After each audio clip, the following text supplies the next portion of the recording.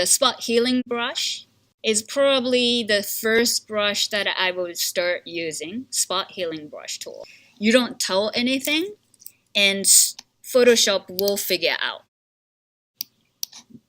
This could not use the spot healing brush because there are no enough information in the source pixels. That is because of this. Sample all layers needs to be checked. So remember that. This is extremely important. So it was referring to your layer by itself. Right. Right.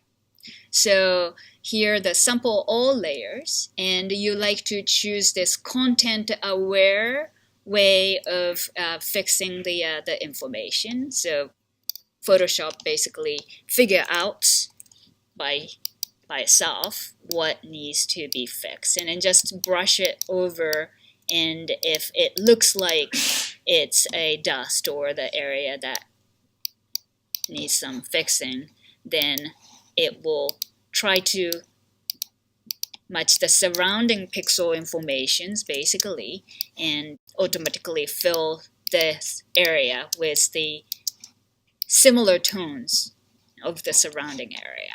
So that's probably the easiest and most automatic tool to retouch spot healing brush. Sometimes though, I don't know, these things start to become pretty smart, so I don't know if I